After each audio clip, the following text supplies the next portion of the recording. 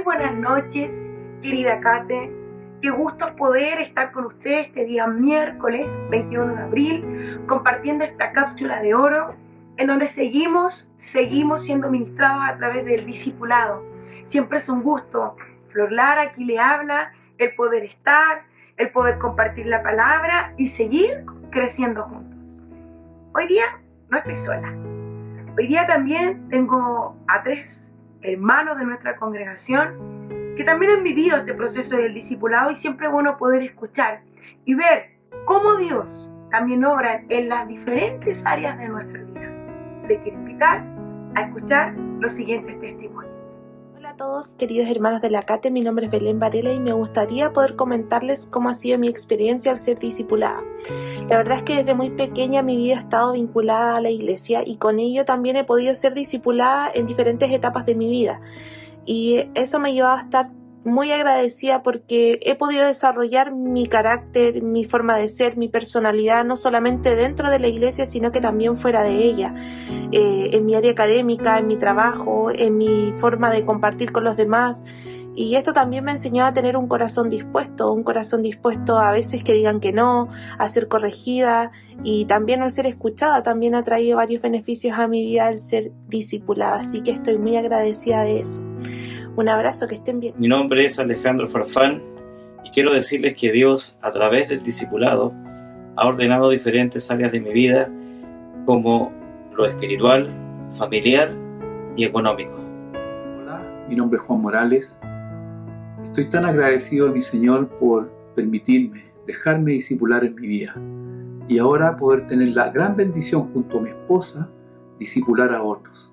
Qué maravilloso es el Señor y el poder del Espíritu Santo. Gracias, querida Belén, nuestro hermano Juan, nuestro hermano Alejandro, por bendecirnos, por permitir entender de que el discipulado es en las diferentes áreas de nuestra vida. Porque el discipulado es en las diferentes épocas de nuestra vida, tal como decía Belén, en la época de estudiantil, en su época de trabajo, pero también en las diferentes áreas, como decía nuestro hermano Alejandro. Y nuestro hermano Juan, que nos da el puntapié, ser discipulados para que nosotros también logremos discipular a otros. Qué importante es entender que es un proceso, que es una progresión. Y justamente le quise llamar a esta cápsula que quiero compartir con usted, la progresión de un discípulo. Y para eso me gustaría poder hoy día compartirles de un discípulo que fue muy cercano a Jesús, medio chúcaro también de repente, como nosotros también, que es Pedro. Pedro, pescador. Él era un pescador. Él era un hombre que decidió conocer a Jesús en el momento, más o menos en los 3 años y medio que Jesús fue su discipulador. Lo conoció, compartieron, fue a su casa, conoció a su suegra. Pedro fue testigo de los milagros que también Jesús hizo. Y también él vivió ciertos procesos. Él también vivió una progresión en su discipulado. No fue de un momento a otro. Vivió diferentes situaciones, las cuales hoy día yo quiero poder compartir con usted. Particularmente una que comienza en el Getsemaní, en donde Jesús fue a ser arrestado por los distintos soldados romanos. Y mire lo que ocurre. Juan 13, 36, 37. Ojalá pueda seguir conmigo la lectura. Le dijo Simón Pedro: Señor, ¿a dónde vas? Jesús le respondió: a donde yo voy, no puedes seguirme ahora. Le dijo Pedro: Señor, ¿por qué no te puedo seguir ahora? Mi vida pondré por ti. Jesús le respondió: ¿tu vida podrás por mí? De cierto os digo, no cantará el gallo sin que hayas negado 3 veces. 3 veces. Ya se anticipaba lo que Pedro iba a hacer. Ocurre de que Jesús fue arrestado y llega un momento en donde Pedro lo sigue entre medio de la gente y llega al patio, a donde está en el patio del sacerdote, el sumo sacerdote. Y ahí ocurre una situación muy particular que yo creo que comienza con un proceso en la vida de Pedro, un proceso de discipulado para él, en donde la gente lo reconoce y le dice: tú también seguías a Jesús.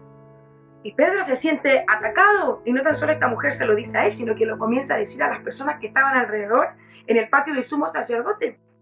Y llega un momento en donde Pedro justamente se siente atacado, agobiado, y dice, no, yo no lo conozco. Y es donde ahí justamente usted ya conoce la historia, que él lo niega. Y ocurre algo particular en Lucas 22:61, en donde Pedro, estando ahí, mira a Jesús en un momento determinado. Dice así: entonces, vuelto el Señor, miró a Pedro, y Pedro se acordó de la palabra del Señor que le había dicho: antes que cante el gallo, me negarás 3 veces. Miró, ¿se imagina esa mirada? Te lo dije, Pedro. ¿Cuántas veces nosotros nos hemos sentido así? No con una mirada de juicio hacia de nosotros, no, sino que a veces una mirada de culpa. Pucha, yo iba bien en esto, yo estaba tomando buenas decisiones en este discipulado que he querido seguir a Jesús, he querido ser mentoreado. Y nos pasa alguna situación como esta, en donde nos vemos nosotros mismos avergonzados. No debería haberlo hecho. Pero ocurre algo en la vida de Pedro que nos hace ver que va progresando en esto. Que cuando ocurre esta situación, Pedro llora amargamente. Marcos 14:72. Y el gallo cantó la segunda vez. Entonces Pedro se acordó de las palabras de Jesús que le había dicho: antes que cante el gallo 2 veces, me negarás 3 veces. Y pensando en esto, Pedro lloraba. Porque él conocía a ese Jesús. Nosotros hemos visto cómo este Jesús ha estado en nuestra vida, ha traído sanidad, ha traído milagros, pero en este proceso que estamos viviendo del discipulado, hay veces que también no logramos cumplir las expectativas que el Señor tiene. Pero fíjate en algo, la actitud que toma Pedro: llora amargamente. En Lucas 22:66 lo dice: y Pedro, saliendo fuera, lloró amargamente. Él sabía que había pecado.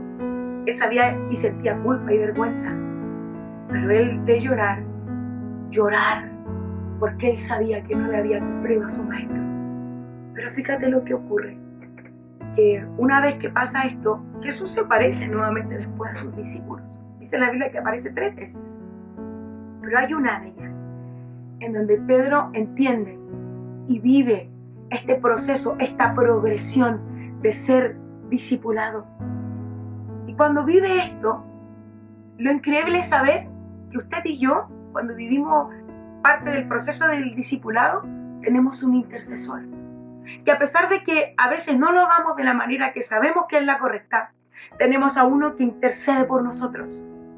Lucas 22:31-32 dice: dijo también el Señor: Simón, Simón, he aquí, Satanás os ha pedido para zarandearnos como al trigo, pero yo he rogado a ti que tu fe no falte. El mismo Jesús rogaba por Pedro. ¿Cuántas veces Él, siendo nuestro intercesor, ruega por nosotros y por nuestras debilidades? Pero aún así, usted y yo, frente a eso, frente a todo ese favor de esa bendita cruz, tenemos que tomar decisiones. Y una de ellas es seguir, es avanzar, es vivir en este proceso del discipulado. Y es aquí donde ocurre una situación la cual a nosotros también nos desafía. En Juan 21 usted puede leer conmigo desde el capítulo 7, desde el versículo 7 hacia en adelante, una historia en donde dice la Biblia que Pedro dice a sus compañeros: yo me voy a pescar. Y Pedro se fue con 7 de los discípulos de Jesús. Dice que no había pescado nada. Y pasa el tiempo en donde Juan se da cuenta que están llegando como a una playa. Y se da cuenta que el maestro estaba a la orilla. Y cuando Juan dice eso, Pedro se da cuenta de esta situación. Y ahí en el versículo 8, puede leer usted también conmigo, 7:8, es el Señor, dijo a Pedro, el discípulo a quien Jesús amaba. Tan pronto como Simón Pedro lo oyó decir eso, es el Señor, ¿saben lo que hizo Pedro? Se puso la ropa, pues estaba semidesnudo, y se tiró al agua. ¿Usted se imagina a Pedro ahí? Ve a su maestro, al que le había traicionado, al que sabía que no había hecho lo correcto, pero él intenta de alguna manera ir y acercarse a este Jesús y se tira al agua. Es parte también de lo que era él. Se tira y nada. Dice la Biblia que estaban como a 100 metros. Y cuando nada y llega, Jesús estaba ahí esperándolos. Estaba ahí con un pescadito asado y con pan. Y Jesús tiene una conversación con Pedro y le dice en Juan 21, 15, 17, después de comer, Jesús dijo a Simón Pedro: Simón, hijo de Jonás, ¿me amas más que estos? Y le respondió: sí, Señor, tú sabes que te quiero. Él le dijo: apacienta mis corderos. Me quiero quedar ahí. En la primera vez que Jesús le pregunta si lo ama, él le dice: sí, sí. Y Jesús, su respuesta es, no dice: sí, qué bueno. No, dice: actúa, apacienta mis corderos. ¿Saben lo que significa la palabra apacentar? Dar de comer. Apacentar significa ir y dar pasto al ganado. Entonces lo primero que el Señor lo está desafiando a Pedro es: ok, me amas, has vivido un proceso, has vivido momentos conmigo, es hora también de dar comida a los que necesitan.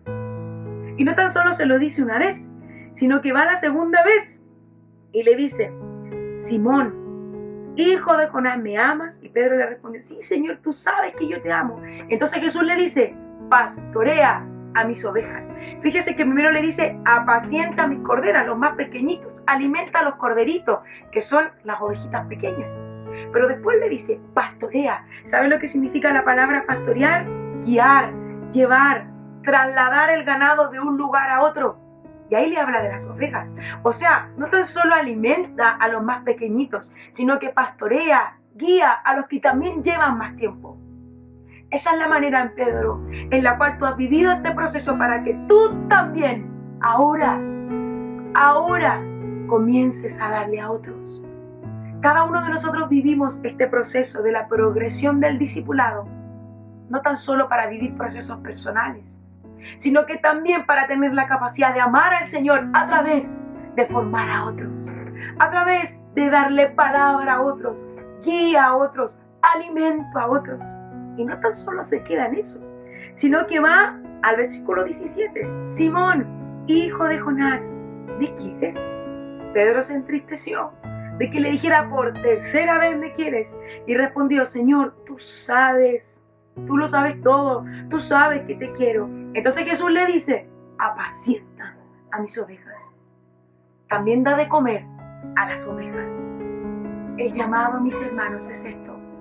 Vivimos diferentes procesos y hay veces que nos caemos en eso, pero hay uno que intercede por nosotros. Hay uno que mira más allá, te mira en el proceso y está contigo en el proceso. En lo personal me sentí muy alimentada, muy guiada también en un proceso que viví hace poco tiempo de enfermedad junto a mi esposa, que ya luego tendremos la oportunidad de contarle. Pero me sentí alimentada, guiada también por mis discipuladores, por Claudita, por Jano, por mis pastores, que estaban pendientes, alimentándome, guiándome en ese momento. Y le digo que esa fortaleza y esa fuerza y ese sustento lo da el Señor a través del discipulado, a través de este proceso, porque usted y yo vamos a vivir procesos, pero para algo mayor. En Hechos 2:14, Pedro es la primera vez que él se enfrenta a mucha gente. Usted puede leer, lea Hechos 2. Y Pedro se manda el discurso de su vida al pasar esto. Y dice la Biblia que más de 3,000 en ese momento le conocían, porque se atrevió. Porque no tan solo se quedó en su falla, sino que sí. Porque él sabía, y Jesús le dijo que le iba a fallar, pero no se quedó en eso. Hay dos posibilidades, mis hermanos. O nos quedamos lamentando que somos humanos y siempre vamos a fallar, o tomamos la gracia del Señor, su gracia, porque somos sus hijos. Y de ahí decimos: Padre, es cierto, me equivoqué, me arrepiento de esto, pero aprendo de esto en este proceso. Y sigo. Yo le invito a seguir. Juntos como iglesia, juntos como hermanos, pero no nos quedamos, avanzamos en este proceso. El discipulado es un proceso, la progresión de un discípulo. Mis amados hermanos, el Padre les bendiga, les llene de su gracia. Y no se olvide, usted también tiene la oportunidad de poder bendecir a otros. Un abrazo, querida Kate.